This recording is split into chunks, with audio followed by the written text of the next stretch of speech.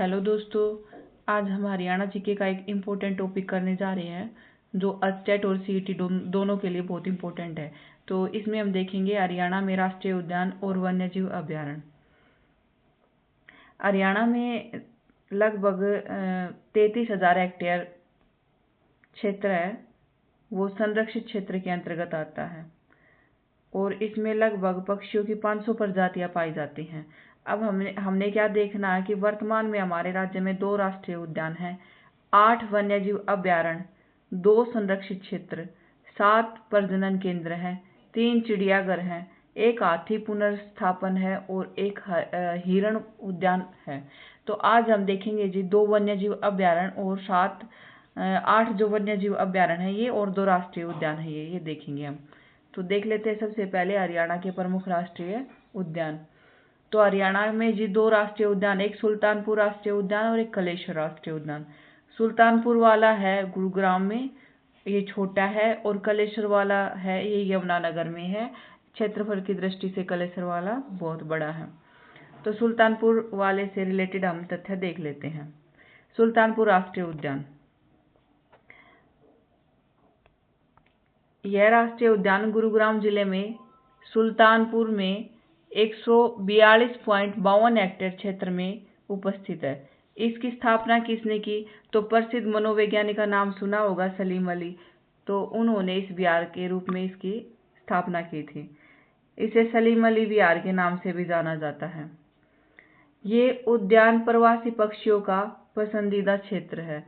यहाँ यूरोप से साइबेरिया, मध्य एशिया से पक्षी यहाँ शीत ऋतु में देखने को मिलते हैं। तो यहाँ पे साइबेरिया आता है और एशिया से भी, मध्य एशिया से भी पक्षी आते हैं, इसलिए ये प्रवासी पक्षियों का क्षेत्र माना जाता है। इस राष्ट्रीय उद्यान में 250 पक्षी प्रजातियां पाई जाती हैं, जिसमें साइबेरियन सार्स भी प्रमुख है। ये दिल्ली के पास है, क्योंकि गुरुग्राम दिल्ली के पास है ना। और इसकी स्थापना कब हुई थी? 2 अप्रैल 1971 में पंजाब वन्यजीव संरक्षण अधिनियम के अंतर्गत। तो पूछा जा सकता है कौन से वन्यजीव अभयारण्य के अंतर्गत? तो 2 अप्रैल 1971 में पंजाब वन्यजीव संरक्षण के अधिनियम के अंतर्गत। वर्ष 1991 में वन्यजीव अधिनियम 1972 के अंतर्गत इस अभयारण्य को राष्ट्रीय उद्यान का दर्जा मिला। इस राष्ट्रीय उद्यान को पहले ब्लैक बर्ड सेंचुरी के नाम से जाना जाता था। तो पुराना नाम भी पूछा जा सकता है कि कौन सा राष्ट्रीय उद्यान है जिसे पहले लेक बर्ड सेंचुरी, ब्लैक नहीं, लेक बर्ड सेंचुरी के नाम से जाना जाता था। इस उद्यान को पक्षियों का स्वर्ग भी कहते हैं, तो क्योंकि प्रवासी पक्षी आते हैं, ये पक्षियों का स्वर्ग है। अब कलेश्वर का देख लेते हैं। याद करने के लिए कैसे याद रखेंगे कि यमुना नदी में नहाएंगे तो काले हो जाएंगे, क्योंकि यमुना का पानी काला है। तो कलेश्वर वाला कहाँ पे है? यमुनानगर में है। इसमें है ना लाल जंगली मुर्गों के लिए ये प्रसिद्ध है और ये बहुत बड़ा है। ये 4,682.32 हेक्टेयर क्षेत्र में फैला हुआ है और इसके जो निकटवर्ती राज्य हिमाचल प्रदेश, उत्तराखंड और उत्तर प्रदेश हैं। ये सबसे बड़ा राष्ट्रीय उद्यान है और इस राष्ट्रीय उद्यान का दर्जा 2003 में प्राप्त हुआ था। इसमें मुख्य रूप से जो जानवर मिलते हैं उसमें ये तेंदुआ, बार्किंग डियर, सांबर, चीतल, अजगर, किंग कोबरा और मॉनिटर मछली मिलते हैं। ये तो थे जी हमने 2, ये याद करने में बहुत आसान रहेंगे कि सबसे बड़ा तो है कलेश्वर, जो यमुना में नहाने से हम काले जाते, तो यानी यमुना से हम याद रख लेंगे कलेश्वर। तो यमुनानगर में कलेश्वर है जो सबसे बड़ा, और दूसरा सुल्तानपुर। जैसे हमारा जो गुरुग्राम है ना, वहाँ पे हम याद रखेंगे सुल्तान लोग रहते हैं, क्योंकि ये बहुत अमीर है गुरुग्राम। तो इसको दोनों को हम याद रख पाएंगे आसानी से।